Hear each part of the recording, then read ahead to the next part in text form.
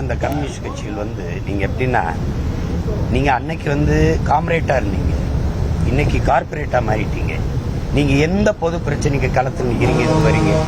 நீங்க பேசணும்னா அண்ணா பல்கலைக்கழகத்துக்கு பேசியிருக்கணும், அந்த பாலியல் வன்கொடுமைக்கு பேசியிருக்கணும், பொள்ளாச்சி பாலியல் வன்கொடுமைக்கு பேசியிருக்கணும், தங்கச்சி ஸ்ரீமதி கொலைக்கு பேசியிருக்கணும்.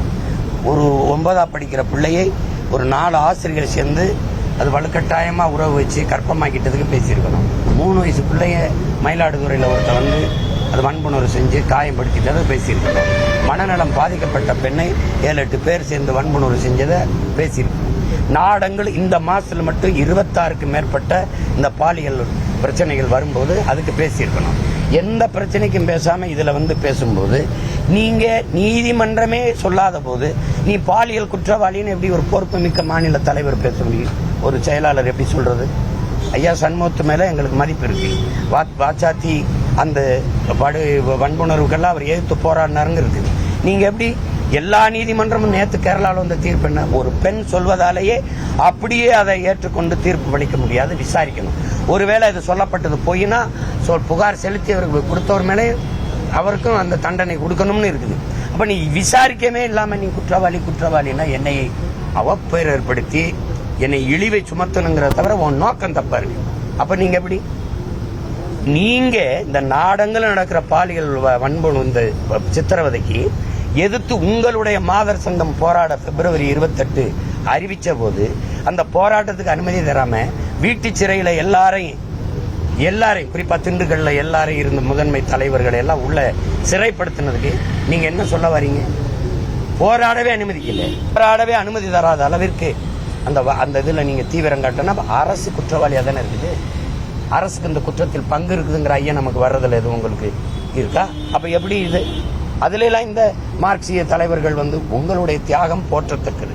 அது எங்க தாத்தா சிவானந்தத்தோட கம்யூனிசம் செத்து போச்சு, சங்கரையாவோட முடிஞ்சு போச்சு. வாழுகிற ஒரே ஒரு மனித புனிதன் எங்க அப்பா நல்லகண்ணு.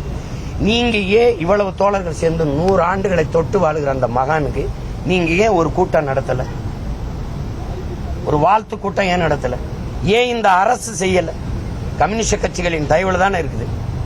இந்த கம்யூனிஸ்ட் கட்சி இந்த நாட்டின் விடுதலைக்கு போராடி பெரியார் சிறை சென்ற காலங்கள் எவ்வளவு, பேரறிஞர் அண்ணா சென்ற காலங்கள் எவ்வளவு, ஐயா கருணாநிதி சென்ற காலங்கள் எவ்வளவு, எங்க ஐயா வாழும் இன்னைக்கு மகாத்மா இருக்காருல்ல நல்லகண்ணு, அவனுக்கு சிறை சென்ற காலங்கள் எவ்வளவு. போனாரா இல்லையா?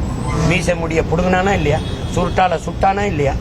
அப்பவும் இந்த விடுதலை போராட்டம் விலகாம நின்ன மகன் வார்டு கவுன்சிலர் பதவி அனுபவிச்சது உண்டா? யாராவது சொல்லுங்க. ஒரே ஒரு முறை பாராளுமன்ற தேர்தல் அவர் நிற்கும் போது அவரை சிபி ராதாகிருஷ்ணன் அவருக்கு ஆதரவா நின்று பிஜேபி ஆதரிச்சு கூட்டணி வச்சு அவரை தோக்கடிச்சது இந்த திமுக தான். இன்னைக்கு இருக்கும்போது அரசு விழாவா எடுத்து இந்த கருணாநிதி ஐயாவுக்கு 100ஆண்டு விழாவை ஓராண்டு கொண்டாடுகிற நீங்கள் 100 ஆண்டை வாழுகிற காலத்தில் தொட்ட ஒரு மாபெரும் தலைவனுக்கு ஒரு 100ஆண்டு விழாவை வாழுகிற காலத்தில் எடுத்து அரசு விழாவை எடுத்து பாராட்டக்கூடாதா? நீங்க பாருங்க, என்னைய பாருங்க. இது கம்யூனிஸ்ட் தோழர்கள் ஏன் செய்யல? நீங்க செய்யல. அதை யாரோ தனிப்பட்ட முறையில் இருக்க மணிவண்ணன் ஒரு பழக்கடை வச்சுக்க ஒரு முன்னெடுத்து எங்க ஐயா நெடுமாறனை கூப்பிட்டு அவர்களா சேர்ந்து ஒரு விழாவை எடுத்து அதுல நீங்க ஒரு அரை மணி நேரம் பேசிட்டு போறாரு முதலமைச்சர். ஏன் நீங்க செய்யக்கூடாதா? இவ்வளவுதான் உங்களுக்கு மதிப்பு இருக்கு. 90 இடம் வச்சு எதிர்கட்சியா இருந்த நீங்க 60 இடத்துல இருந்து 12 இடத்துக்கு குறுகி 6 இடத்துல நிக்கிறீங்க. எம்ஜிஆர், ஜெயலலிதா, ஐயா கருணாநிதி இவங்கெல்லாம் இருக்கும்போது நீங்க பெற்ற விழுக்கா 12 சீட்டு, இன்னைக்கு 6 சீட்ல நிக்கிறீங்க. எல்லாத்தையும் புரட்சி போராட்டம் அதெல்லாம் வறட்சி ஆக்கிட்டீங்க. எங்க இருக்கு? நீ இதுல குரல் கொடுக்கும் போது அப்ப வருமா? நான் அந்த தத்துவத்தை பிடிச்சு வளர்ந்தேன், உங்க கூட நின்று பல ஆண்டுகள் பயணிச்சேன். மதிப்பு இருக்குது, மார்க்சியம் இருக்கு. எங்க மார்க்சிய தோழர்கள் எங்க? அந்த வீரர்கள் எங்க? அந்த தலைவர்கள் எங்க?